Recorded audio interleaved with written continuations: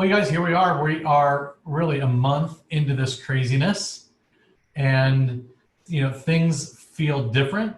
For some of us now, it feels like the new normal. For some folks, it feels like a struggle.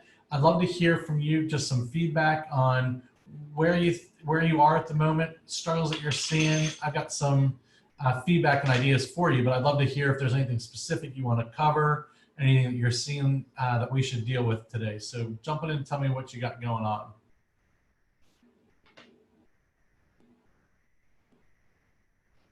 Hey, Matt, it's Carol. Hey, Carol. I just wanted to bring everyone up to date on the Ignite classes and the coaching. I have found a lot of engagement with the Zoom meetings with Ignite, getting anywhere from 15 to 20 people into the classes, and not necessarily all brand new agents. And I'm continuing with calls back and forth from them, and I've been starting to send out some email suggestions that I've gotten from some of the PC coaches on just how to stay in touch with people, and email suggestions that they can use that'll be a lot easier to just stay in touch, but still putting, we're still in business and we can still do things virtually. Don't let this stop you, kind of thing, if you still want to make a decision on buying or selling a home.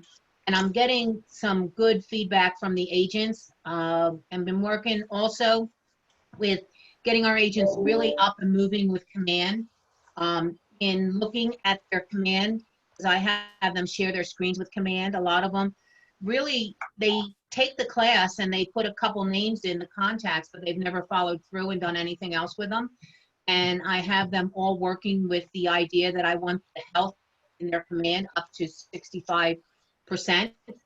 So on my one-on-ones with them, I'm holding them accountable to that. So I'm trying to poise them that when this changes and we get back to the new normal, that as newer agents, this is the time to get your systems fine-tuned and primed and ready to work, and everything is moving systematically, so that when the time comes and they're ready to start inputting and showing houses and things like that, that they're ready to go.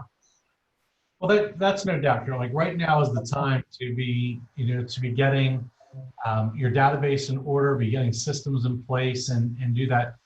The call that Gary Keller just did for us for the last hour, that just was wrapping up as we jumped on here.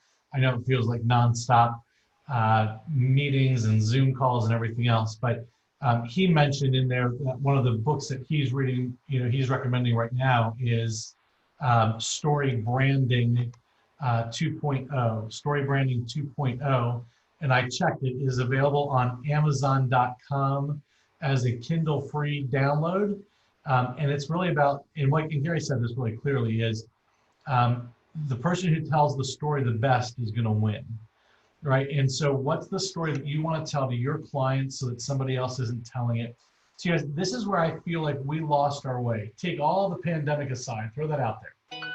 The reason people started going to Zillow and spending time on Zillow and Truly and things like that was because they did not see their agent as the source of information, right? We were not touching base with them enough where they were getting the data and the support that they wanted, right? So you want to be the voice. You don't want somebody else to be the voice.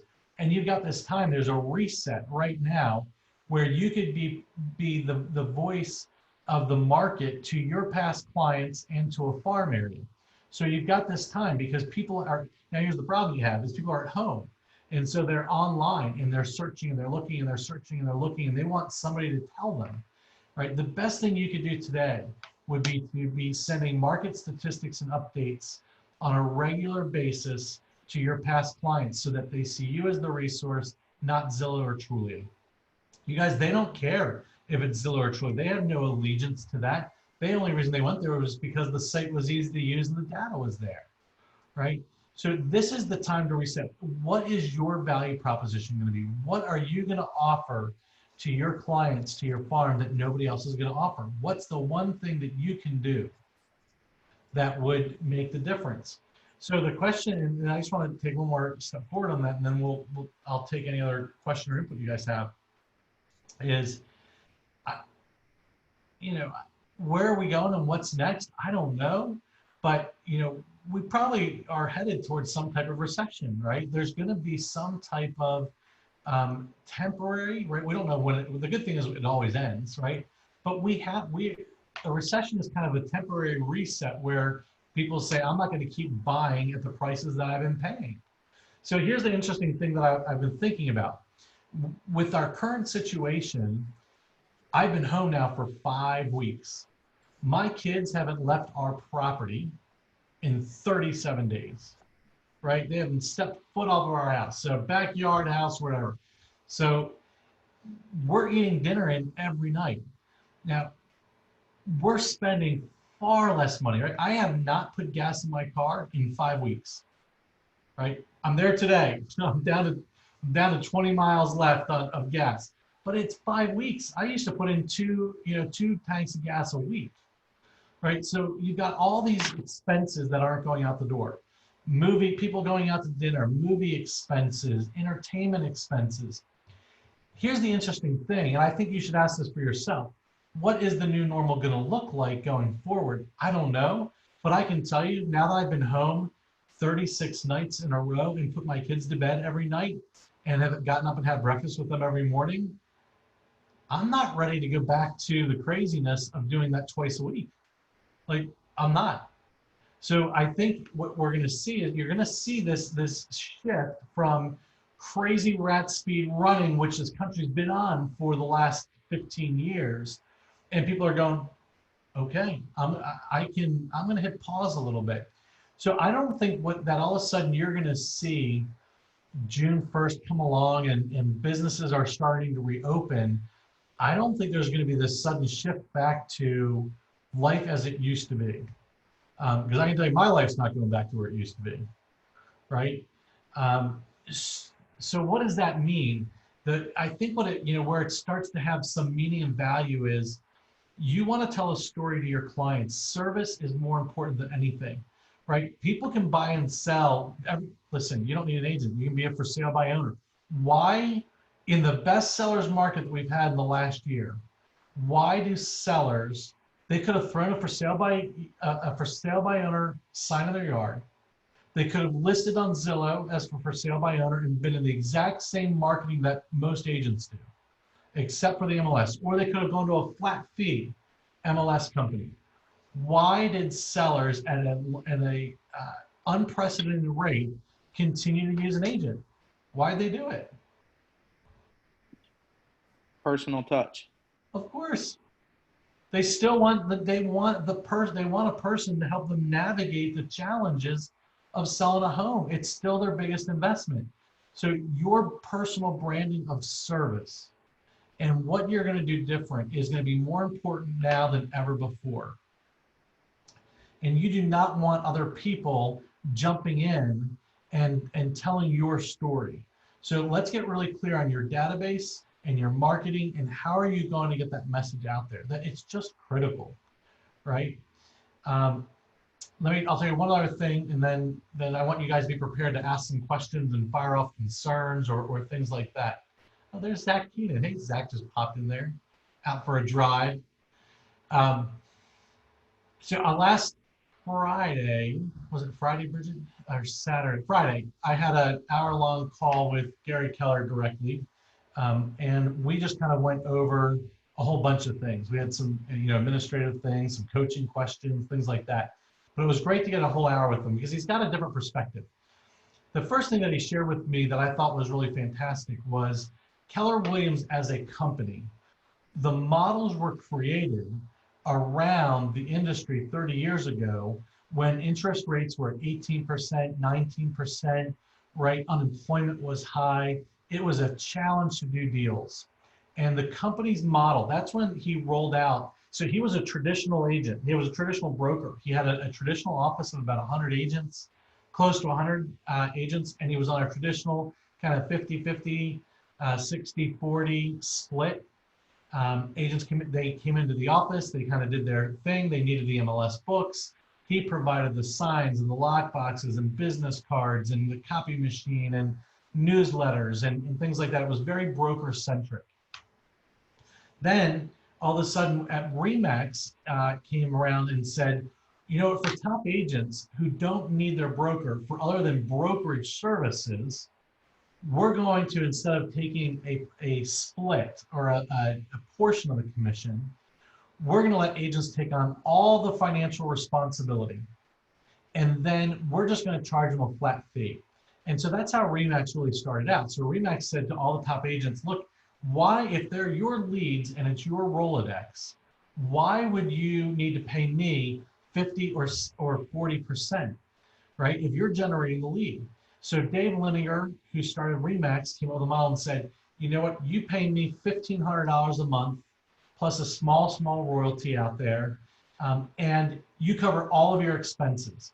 So for a top agent, you're going to pay somewhere around $20,000 a year as a fixed expense. You knew what it was going to be every month, and you had the ability to grow your business as big as you wanted, and your broker costs were contained. So Remax came to town, came into Austin, and 5 of his top producers, including his ex-wife, went to Remax. And he got together, and overnight, you know, because of the traditional splits, where he was getting 40% of what they were doing, it was a big financial devastation. So he got together with the top agents that he had, pulled them together, and said, you know, what do we have to do to create a company nobody would ever leave and nobody would ever need to leave? And so out of that kind of came the Keller Williams model. So what he did was, instead of saying, okay, we're going to charge you $1,500 a month as a fixed fee, he said, I'll risk share it with you. I'll start you on a 70-30 cap. And then when you pay into the company $20,000, then it goes away. So instead of you writing a check on a month where things are bad and you had to write the check anyway, which it was the original Remax model. Every month you wrote the check and you paid for all of your own expenses, and that's all it was. He said, okay, I'll put you on a 70-30 split until you get to a maximum amount of money, and then you go on 100%. So that's what he did. And then they said, okay, well, we also want to have a say in the company. We'd like to talk about things that the company does. And he said, okay, well, all agents aren't created equal. So what we'll do is the top 20% are eligible to become on an agent leadership council, and they can provide feedback and things like that. So we'll start the agent leadership council. Then they came back and said, okay, we also want you to share some of the profits. If you're going to make money off of us, we want you to give some of the money back. And he said, okay, I'll do that if you help me build the company, right? So I'm only going to do it if you help me build the company. So that's how he came with the profit share model. So agents who helped build the company by referring a friend who joined the company got a portion of the profits on a monthly basis, right? So that's how we got here. Now, what he would say is where we as a company have made some mistakes is we started as a company, as the brokerage, not on the agent side necessarily, but probably. Where we made a mistake is we started treating our company like a traditional, where we took on much bigger office space, much bigger expenses, but yet we didn't go away from the capping model. So he said when he started this capping model, he had, I think he said he grew to almost 300 agents in less than 3,000 square feet because they didn't have office space at all. All they had was training room for agents to come together for training, staff offices, and drop-in space where you could come in and write a contract, and conference rooms where you could meet clients.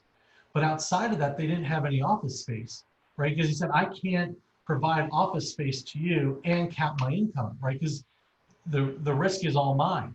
So over time, and so when he started 300 agents in less than 300 agents in half of the size of the Lewis Market Center, just to give you an idea. And he said, but what happened is over time, as agents grew teams and grew businesses, they wanted to have a dedicated office space. And he said, well, we made a mistake by just going for these big offices and doing big things, and yet our caps remained the same and our income remained the same. And he said that was a big mistake of our broker owners, our operating partners. He said, you guys allowed your expenses to get out higher than what you did in our model. He said, that's your mistake, right? He said, you should be operating on much lower expenses for your brokerage model. Okay, so that's one of the things that Bridget and I and Becky, we've got to keep evaluating on an ongoing basis. Now that people are working from home more, we've kind of proven we can still do stuff and work from home. Now we're not going to get rid of all of our office space, but the question is, what can we do to condense it a little bit and get more scale of economy? So take that, now let's apply to the agent business. What are the things that you've been spending money on that ballooned over time that just kind of, it's the creep, right? It's the expense creep that over time, you started, it was 500, it was $100 a month, and it was $300 a month, and it was $500 a month, right? What are the expenses that over time have crept in that got away from your model of taking care of your past clients and getting referrals, right? What's creeped in, right? Are you spending money on a monthly basis? I want you to look at your credit card statement or your bank statements for the last 90 days and look at the things that you have on automatic payment and go, do I really need that? Right? So we looked at our Mojo account. We're like, okay, we can have 5 calls at a time. Well, we never have 5 agents making simultaneous calls at a time. We'll just schedule everybody out. Let's get down to 2 instead of 5, and that saved $125 a month. Right? So what are the things that, as things were good, that built up, that you just kept spending and spending on, and that you haven't cut and retracted back, right? And so in looking at that, now you need to still market, but I looked at my marketing dollars and said, instead of sending a monthly newsletter, I'll show you here, because I have it in front of you. Hold on a minute. So instead of sending a monthly print newsletter to go out, oh, you can't see because of the, sorry, probably isn't picking up because of the green screen. On there, instead of sending that out on a monthly basis, we're going to go to a quarterly and make it bigger, because quarterly is probably enough, and do a monthly e-newsletter consistently combined with 1 monthly text, right? Because we can do all of those things at really good pricing, right? So we can do that. Hold on, I got to figure out how to turn that off. Hold on. Sorry. So what can you do with your marketing expenses and your overhead expenses right now that could drive your costs down to what they should have been? So that's the first thing you really want to start digging into, is getting back to business as usual and being there and being available, right? Your best source of business is always going to be past client referrals and sphere of influence referrals.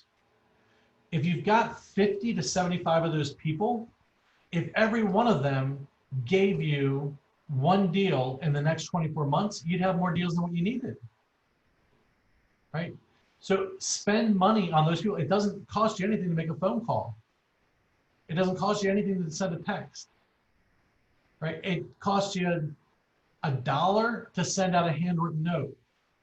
So what are the things that you can do right now to bring in your sphere and the people that you know, like, and trust, instead of spending money on things that have ballooned over time, right?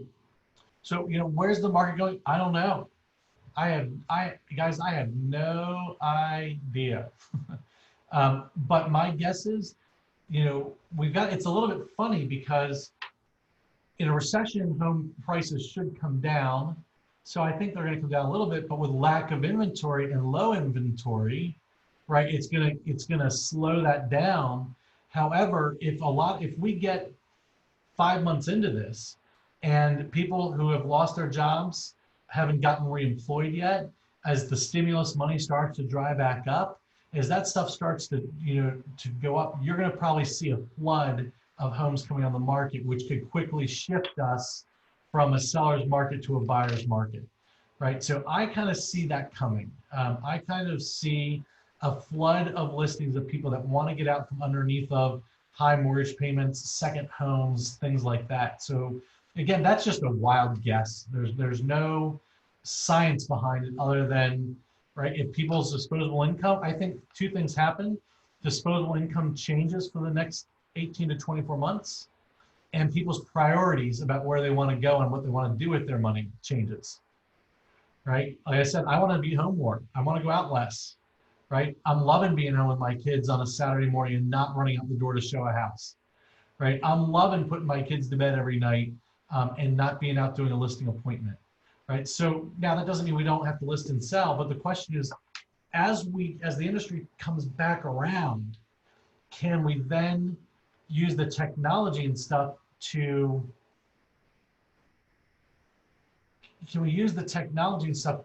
mitigate the amount of time that we spend on the road? And my guess is yes, right? We're gonna spend a little bit less time on the road and have a little bit more time, right? Now that once you get really good at doing listing appointments via Zoom, why would you ever go back to doing them at the house? Right? Why? Right? So, just some food for thought. So you guys, those are just some ramblings of my thoughts for the last week or so. Tell me a little bit about what you're seeing or what you want to make sure we cover, or challenge that you're facing. Tell me where you guys are.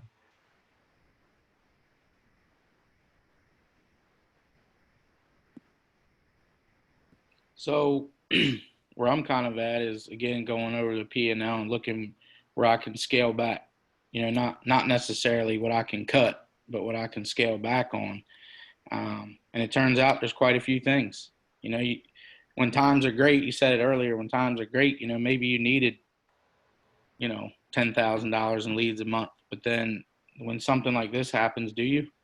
I mean, can you really accommodate or service 10,000 leads a month? And if not, how much money is going out the window? So that's some things that I've been doing. It's funny, like you said earlier, I haven't put gas in my vehicle in a few weeks, and I can tell you I was 2 or 3 tanks a week easily.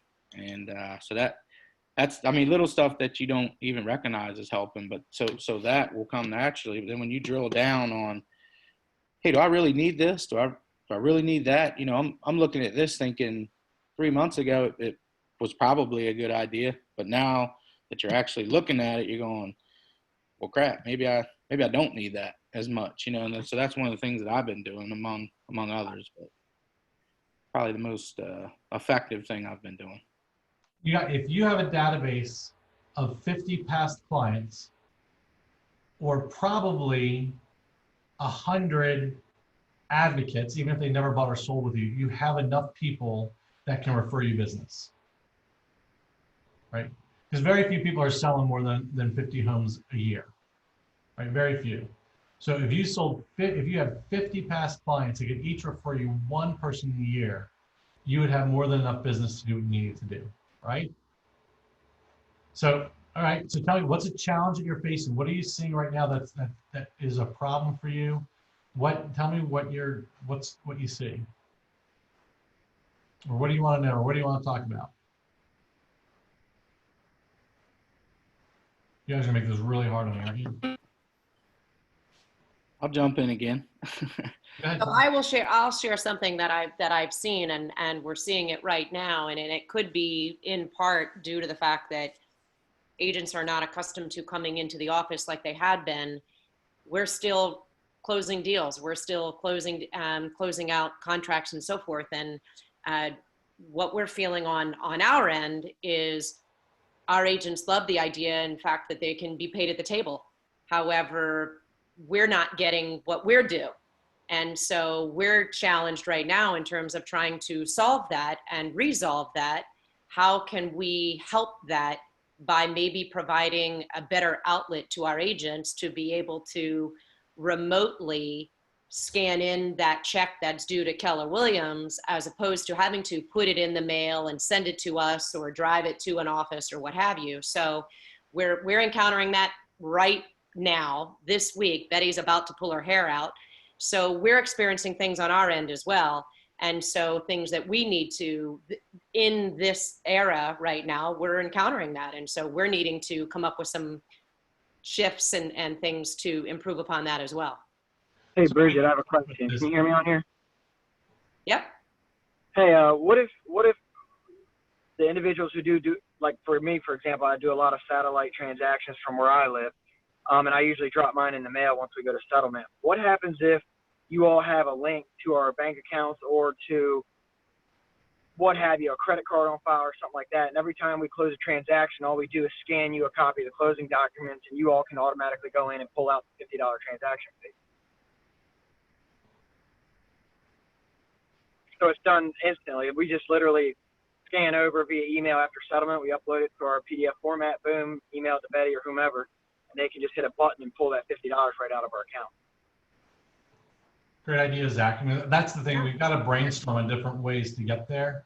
And another thing we could do, Bridget, I think this is where we want to all collaborate is talk to the closing attorneys about just having them ACH the money to us, right? ACH costs nothing.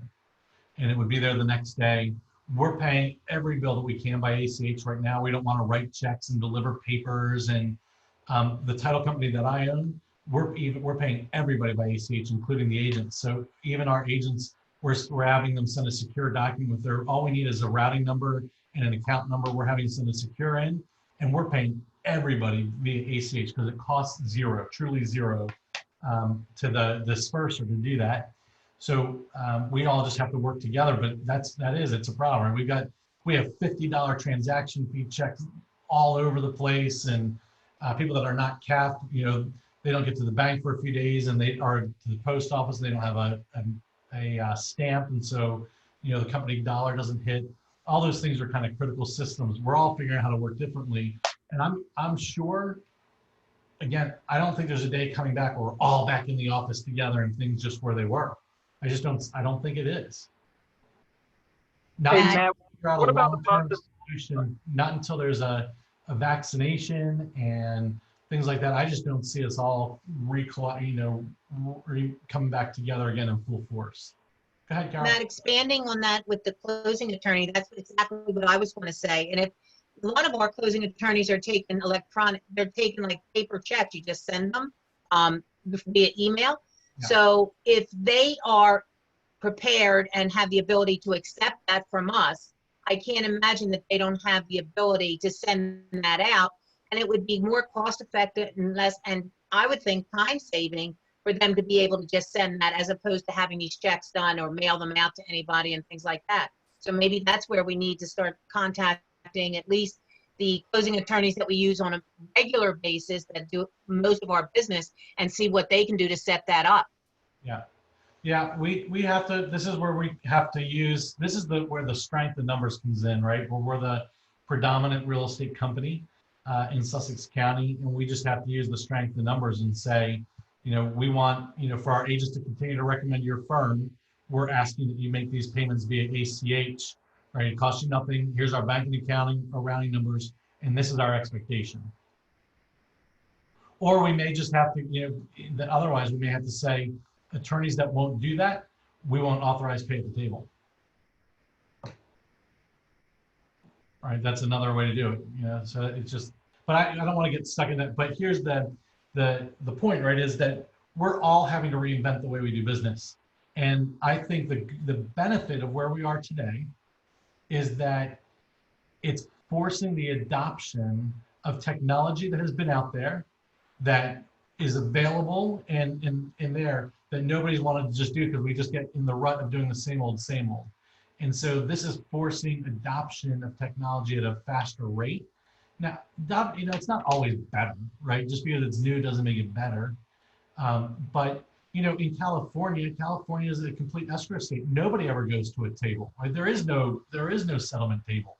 Everything's done 100% electronically. Like, they don't understand when I say we're missing checks. They can't even fathom it because everything is sent in electronically. And when everything's recorded and done, everything's sent out electronically. They have no fathom of what we're talking.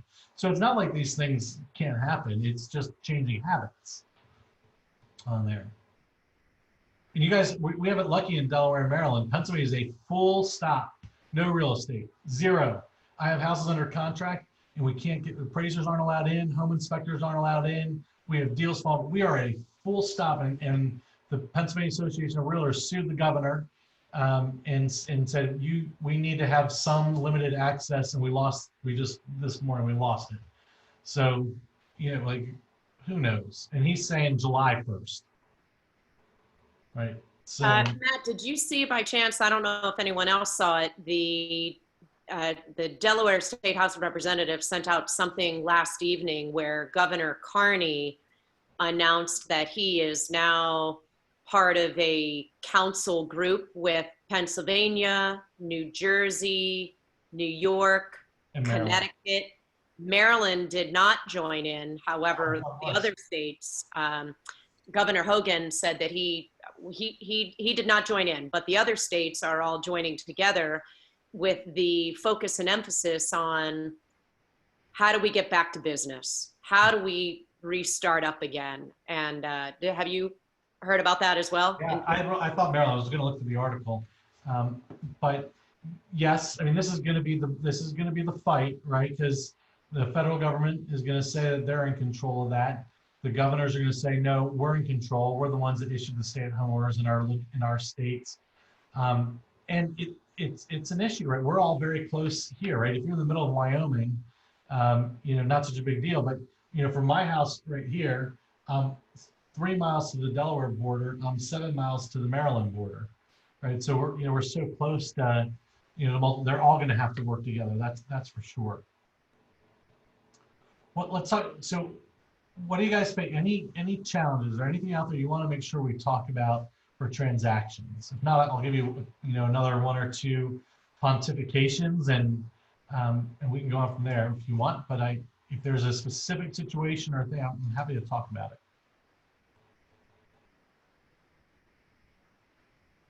Matt, it's Megan Aiken. How you doing? Hey, Megan. I just sent you a question in the chat, but I'm not sure if you're seeing it. I don't see anything in the chat, do I? Hold on a minute. Oh, yes.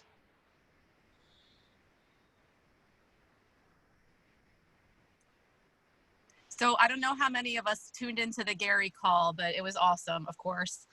And a big chunk that I took out of it was he was really talking about how we should take advantage of, being virtual and being able to be, selling ourselves through social media and connecting with the public through social media. And, he kind of went on about it for a good 5-10 minutes. And of course, I'm thinking in the back of my mind, we have a DAR president who's basically not understanding that business philosophy and thinking that we're doing a disservice by doing that. What is your thoughts on that? And what do you suggest that we do? Well, there's always the Matt Fetick thought on things, and I'm generally the rebel on stuff. So I believe that what we do has to be couched between there's a difference between doing something for money in a sense, or helping people truly in need, right? So I gave a specific example to my state rep. I have a widow whose husband died at the end of November. She moved into assisted living in December. We got our house cleaned out, staged, and everything ready to go. She needs the equity in her house, right? When she moved in, they gave her 90 days to get her home sold and use the equity in the house. The house is worth $650. We have the house under contract. We can't do home inspections and we can't get it appraised, and it should close next week. Not going to close, right? We have no inspection. We have nothing done. There's no reason why we can't safely operate and get an appraiser in there and a home inspector in there and get this woman her money. It's asinine, right? Now I can tell you in Pennsylvania, where we have a full-on stop, we have agents are killing agents, right? I just got a message from a friend earlier today who's like, I'm unsubscribing from all these Facebook groups because you have agents that like, and trust who are like, anybody who thinks that real estate is essential is crazy. This is life-threatening. You need to just cease all your business. And there are those of us who believe that things can be done safely and carefully, right? But we have agents that are vehement that this is the wrong thing to do, such as some of the folks at DAR, right? And they're vehement about it. So I think that we should be talking about compassionate assistance that is different than bragging about sales success. And I think those are two very different things. Right? So I think we're able to say things along the line of, I helped so-and-so settle on their home today 100% virtually, and she had to sell. And we followed all the guidelines. Congratulations to Susan, right? I wouldn't be saying, I listed 17 houses this month and blah, blah, blah. I wouldn't make a sales brag. I would report how we're helping people who need our help at this time. Right? So I think to say things like, Susie Smith was able to settle her home today. We did it all. I think if you saw my post, we did one last week. I posted on Facebook and said on there, really clearly, today was an odd settlement. There was no buyer, there was no seller, there were no agents, and there was no title clerk. Everything was done 100% remotely, and we helped our client accomplish their goal, right? So I think if we say it that way, it's different than saying, high five, I listed X amount of homes. And because you guys understand, the problem is that the average agent who sells 3 or 4 homes a year is at the point at this moment doing 0. So not only do you have that, you've got them at a place where the ego of agents that are working or producing is attacking their ego in a sense, right? So they're normally not a great agent, and they're even struggling even harder. So now they're looking for reasons and ways to, to complain. So I think you just got to be somewhat sensitive to all that. Makes sense. Thanks, Matt. Sure. Who else? Anybody else got one you want to attack? Okay, so I'm going to quickly summarize a couple of action items. I know I've said it, but I'm going to re-say it. Get your database into order. Spend money and time on those people, and not a lot of money. Go back and look at your spend on Zillow, on Trulia, on Realtor.com, on .loop, on everything that you're spending money on. I want you to look at all of it and get it cut, right? The bloat that has gotten in there. We made a lot of cuts. You ask Bridget and Betty, we made a lot of cuts. We were on all these, $200 here, $400 there. And you're like, when you're spending 150 grand a month, $400 doesn't seem like a big deal, but do that 10 times and it is a big deal, right? So there's bloat in your personal expenses. There's bloat in your business expenses. It's there, right? You got to tackle it. You got to go in and just start cutting it. And repurpose your money and go after past clients. If you have not had a chance to take advantage of some of the Facebook lead generation from Command, there's a great opportunity out there right now.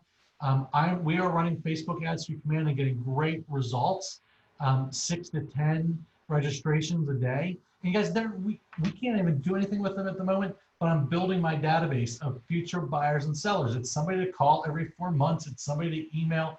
It's somebody to send a handwritten note to, right? There's plenty of way. Your goal is to build a database, right? You want to be the message teller. So what are the statistics? I wouldn't send a mass text out to my clients today saying, we sold 700 homes and everything's good. I would send a text out that says, we have precautions in place to manage real estate transactions for people who must buy or sell now. Who do you know that I can help? Right? They're different messages. Oh, here's one other thing I want to touch base on really quick. Mortgage lending. Mortgage lending is going to get really tough. They're going to scrutinize everything. I think we're going to have problems getting some people approved. I think it's gonna get wacky. All the non-QM stuff is gone, at least temporarily. So all that stuff's gone. But you're gonna see the lenders scrutinizing the HUD like never before. Here's a specific example from last week. This is why I love that I'm still involved in sales, you guys, so I can give you good examples on a weekly basis. I had a listing that we sold. We had a roof repair on there. Roofers cannot work at the moment in Pennsylvania. Can't go out and work. Stupid. They should be able to go do a roof repair, but they can't, right? So the buyer agreed that we could give them a credit or handle it. So it was $2,700. There was no other seller concession. The lender said, nope, at this point in the game, no credits to the buyer on the HUD. So we couldn't put the $2,700 on the HUD. So then we said, okay, if you're going to use our roofer, we'll prepay the bill on the HUD to the roofer. You'll get the check. You hold the check. When the work is done, you pay the roofer. We sent it in. Lender came back and said, nope, seller can't pay the roofer on the HUD. And we're like, are you freaking kidding me? Why are you worried about what's on the seller's side of the HUD? They're like, nope, it wasn't on here. We don't want it. You can't put it on there. I, of course, went ape because you got, I go crazy over stuff like that. That makes no sense. The buyer's lender should not be controlling what the seller does on their side of the HUD. It's stupid, right? So I went like, whoa, nuts. Well, it didn't matter. They weren't going to approve the HUD. The title company said, well, fine, we're going to push closing back 5 more days. And I'm like, we're not doing all this nonsense. But this is what we ended up doing. We had the seller increase the commission by $2,700. I went and got a bank check payable to the roofer and handed it to the buyer so the buyer could hand it to the roofer when the work was done. Now, the thing that I don't like about that is I don't like anything that's related to the transaction not being on the HUD or the CD. I think it is critical that that everything be documented correctly. But there was no way around this, and I was not gonna let this house has been vacant since October, right? So the buyer and seller agreed, we got a bank check, we just ran around like fools, to make this stuff happen, so we got to close it. But here's what I want you to think about is, don't assume that what worked last week is going to work tomorrow. Don't assume that it's going to happen. I think you're going to see seller assist and credit amounts, they're going to get reduced. I think you're going to see lenders looking for roof certs and well certs and certifications on stuff, even for non-FHA. So I think you're going to see a very big tightening on the credit market for a while.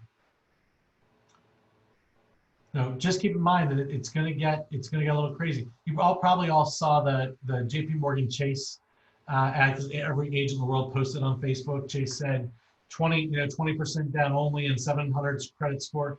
Well, who cares? They were never doing the government stuff anyway. They weren't doing FHA or VA.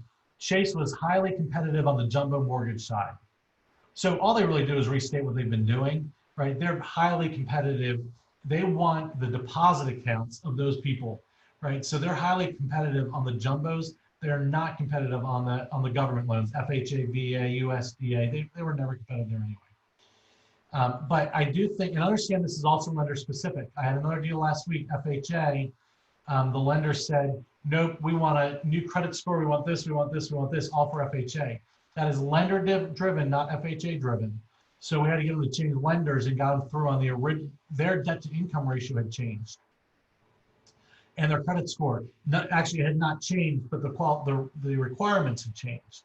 So they were approved before, but now even though they did nothing different, they were now no longer approved. So we got them to change lenders, and a new lender was able to get them in through FHA. So just understand that keeping deals together and what used to work may not work. So you're going to have to be way ahead of the game on deals. So I just wanted to let everyone know, I just shared in the chat because Matt, you mentioned it, and we actually had a really great demonstration earlier on our sales meeting. Michael Kennedy did a full-on demonstration of how he went in and scheduled a virtual open house, and then how he posted it on Facebook and scheduled it, and it was really great. We did record the call, and then kind of off of that, two other things kind of came about. One was doing Facebook ads using command, launching Facebook ads, as well as how would you go about creating a landing page, or either, say, a virtual open house or a showing in command. And I just shared with you two videos that Nick Baldwin, who he and Tristan Ahumada kind of lead the Lab Code agents. And both of those two videos will literally walk you through how to do it.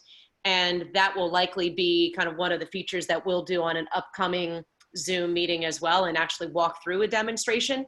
But if you want to actually watch the video and do it yourself, you can do it yourself. And it's a really easy video to follow to do it, because it's definitely something that is happening, that I'm hearing kind of all across the country, where agents are really utilizing the Facebook ads and really inexpensively. So talk about placing ads.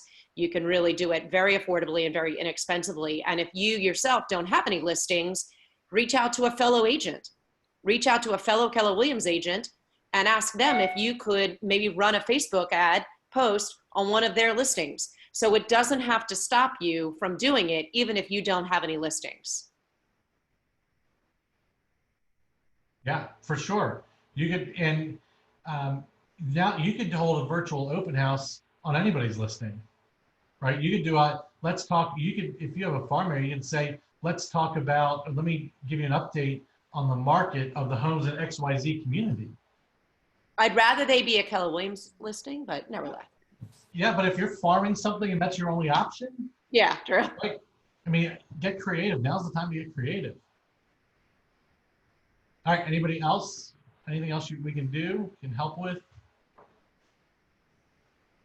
On Thursday, Bridget, who's on the call on Thursday?